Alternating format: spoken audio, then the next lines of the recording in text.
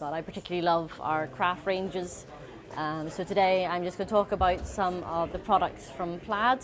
So we've got some new products coming in, and then I'm going to talk about some of the products we've maybe had a little bit longer, but that you maybe don't know that we have or just don't know what they do. So I'm going to start off with the chalk paint. So we've been doing this for a couple of years now in this 8-ounce pot, and then in a couple of weeks, hopefully, if my boat comes in okay, we'll have a cute little 2-ounce pot as well. This is great because it is perfect size for people wanting to test, or maybe looking at this and going, I don't need that much, I maybe only want to do a small project. It's also good if they maybe want a few colours, not just one, because these guys are $8.99. That's sterling, I don't know. So these ones are going to be €2.99 euros. So, and the great thing is, this paint is great coverage. It's really smooth and creamy, and this chair, when I bought it, was like a really dark lacquer on wood with a good amount of chips, so don't worry, I wasn't destroying a beautiful heirloom piece. It was in a bit of a state already. So I only had pots this size, but when I gave it the whole coat of paint, I hadn't even used up, at most I'd used a quarter of the pot, so I could have actually got the whole chair out of one of these, because that's a quarter of the size. And it was completely covered, and I could have left it there. I went and tried a wax on it. I didn't like the effect, so I repainted it, but you wouldn't have known after the first coat. You wouldn't have thought it needed another coat at all. And if I hadn't messed around with the wax, I wouldn't have bothered giving it another coat. Because it's obviously an item that's probably going to get harder wear, you probably do need some kind of sealant on it, but I might look for an ultra matte varnish later. But the wax was giving it a bit too much of a sheen, and I didn't really want that effect. They do 2 other waxes, so this is just the clear wax I was trying, because it's just protective. They do an antiquing and a white wax as well, and they are more for getting the effect, so that you'd use them more on something like this, which has a lot of ornamentation. You get into kind of the grooves and the cracks, and then you're not trying to wipe it all off, because you actually want the effect of it being left in. So the antique one makes it kind of dingy and like you've had it donkey's years, and it's kind of got that old kind of grotty feeling. So yeah, you got those options as well. What was I saying on the show? Preparation then, or does it just go? Nope, you can go straight onto it. So I gave it a bit of a wipe down because I got it from a charity shop. It was sitting in the street, but no, you don't need to sand it or anything, and it goes straight on and stays there, which is great. So yeah, it's one of the great selling points on it. You can use on this. I did the stairs, or the step ladder down there, which was just kind of really raw wood, straight onto that. You can paint it onto metal or ceramics and stuff as well.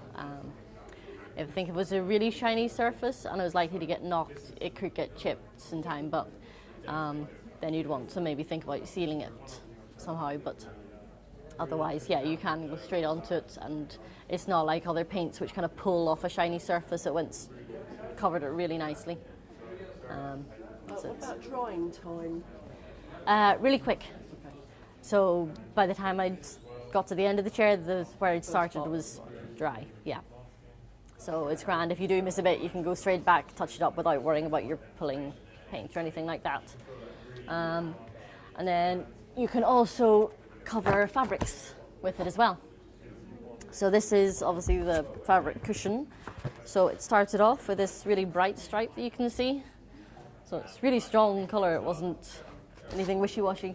It took a couple of coats, because obviously this Parisian grey is pretty pale, and you can see that you just about see the stripe through after the first coat. They do suggest you kind of squirt down with water just to make it spread better, because with the drag on a material. But you can cover leather, you can cover velvet even with it. You just have to kind of go with the nap of the material. And then the stenciling again is done with the chalk paint. So because it's drying so fast, you're kind of stenciling one bit, then just smoothing the stencil over, because the stencil is just kind of pure crosses, and I just did the design. So you just kind of move it around, and by the time you finish one bit, you kind of move it over without worrying you're going to smudge what you'd already done. Again, you can wax it if you want to give it kind of another protective layer. Just make sure you buff the wax well afterwards. Nobody wants wax over the backside of their trousers.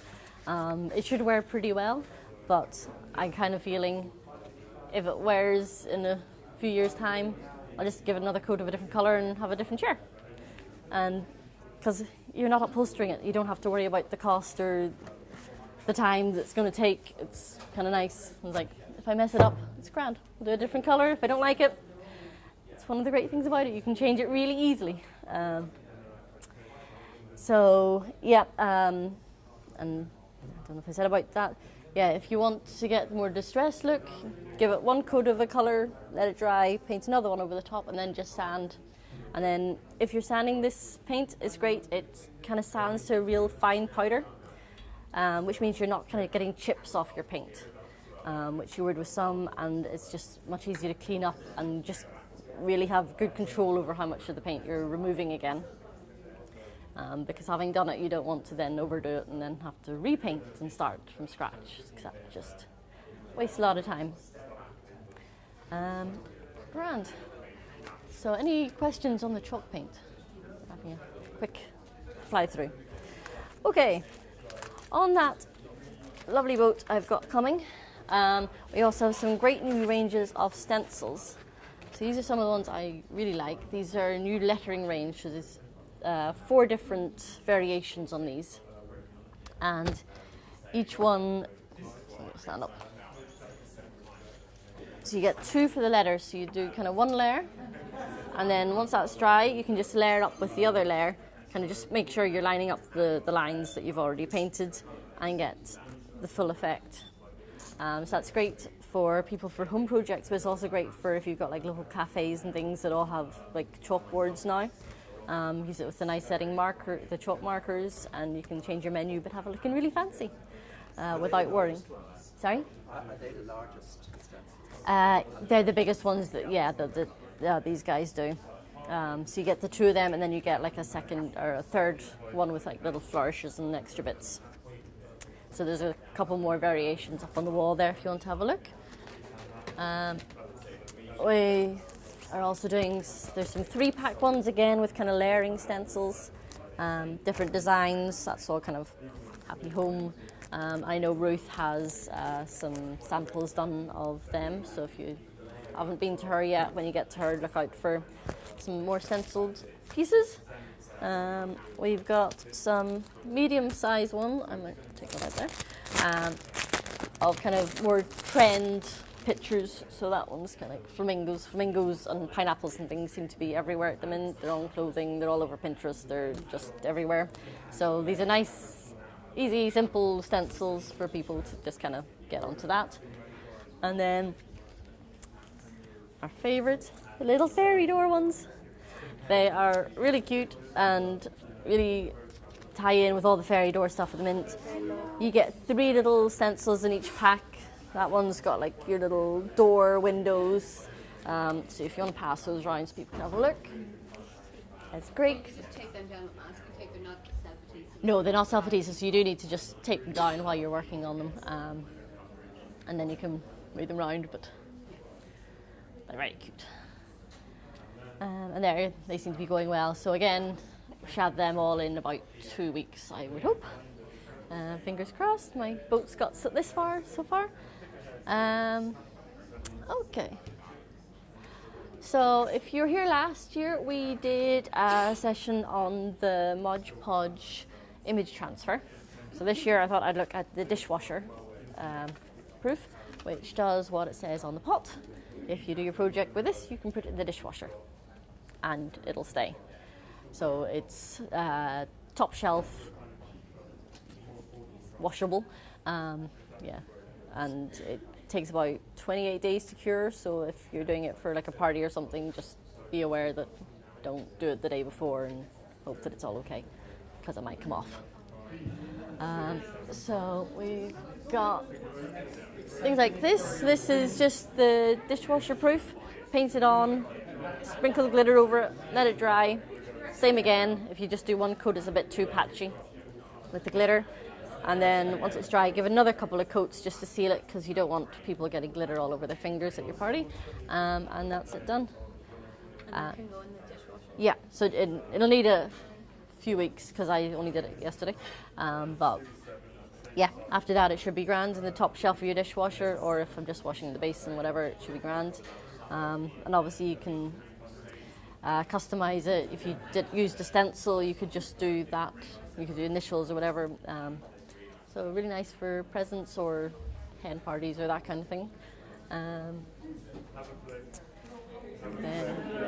that's just using napkins and one of the FE dies, so the kind of the doily cutting die. And then if you're using napkins or tissues, you just need to make sure you only get that top layer with the print on it. I think I may have missed a layer on this one, which is why it looks a bit cloudier, a bit whiter. I think I left an extra layer of the white paper on there. But you can see that that's nice and clear. And then that, again, is just tissue. Yeah. So it's one of those really fancy packets of tissues that seem way fancier than you need to blow your nose on. But that's just one of them because it's pretty. And yeah, again, just make sure you get the top layer. You have to be very careful when you're doing it because obviously it's so delicate it will tear quite easily. But because it's a white one, you get quite a nice frosted effect as well. Is that like brushes that you use to put that on, or do you use sponges? I use brushes, just a nice soft brush, yeah. Yeah, you can use decoupage paper as well. It's just I happen to have these nice tissues and wanted something to do with them other than use them. Would it be very thick layer of Mod Podge on that, or would it be you don't have a sweet thick? No, just thin enough. Like you don't want lumps. I don't think you ever want your Mod Podge too thick, really, when you're trying to stick the thing down, because you don't want bubbles and stuff underneath it anyway. And it doesn't take an awful lot to stick it, and you're putting more layers on top anyway to seal it. So it's you don't need so economical as well. You don't need and you don't want to be using loads and loads, and more layers are better than all at once. Yeah. Grand. And then I think the last thing I want to show you were the mod melts. So I don't know if any of you have seen that we do them, or if you have them, or if you like them. But having spent the last couple of evenings making loads of them, and actually really liking them and going, oh, I could use them for this, I can use them for that. So I got a few things over here. So you can see this is actually one of Ruth's cards. She's made embellishments to go with her card, and because you can paint over them with acrylics, you can make them match whatever project you're doing. So instead of having to worry about getting the exact embellishment to match the color of what you're doing, you can make the embellishment match you. That little box, which looks like it's all molded, is all just the melt stuck on top, and then the whole thing is painted with chalk paint. So you can use any kind of acrylic paint on them, it'll go on fine, cover them up. Yep. So you just need a hot melt glue gun. I'm going to stick that back in again. So Plaids do a glue gun, but it retails about 3 times the price of our hot melt glue gun, which is why I've never brought it in, because I know you'll all just look at me and go, no. None of our customers are going to spend 3 times the amount just because they wanted an orange and to say Plaid on the side of it. And as a customer, I certainly wouldn't. So this is our Create hot melt glue gun. It does need to be the hot melt one. And they retail at like $9.99, so they're much more affordable. So should be reasonably hot. So these molds are kind of nice bendy silicone. So once it's warmed up, actually that's cooled down quite a lot. It cools down really fast, which is handy for storage and stuff, but for sessions it's annoying. Any minute now. So while that warms up, I'll take out the one from the last. So this was done just like minutes ago with the last session. It's already completely hard and it just pops straight out. It's a bit funny looking because I think I had the end of a white stick in it and then I put in a clear one. So we do the sticks in clear melt like that, the white melt, and then we do coloured ones, we do glitter ones, we do metallic ones. But I generally kind of feel that if you're going to paint over the top of them, white or clear is all you really need, because then you can make them match whatever you want anyway. You will sometimes get these kind of like little rough bits on the side, particularly because it's sticky and it's kind of almost chewing gummy. But those will either pinch straight off, or you can use scissors or a knife to just kind of neaten it up a little bit. So you don't need to worry about being completely exact. It's more important to make sure you get kind of down into it and fill in all the bits so you don't end up with loads of air holes.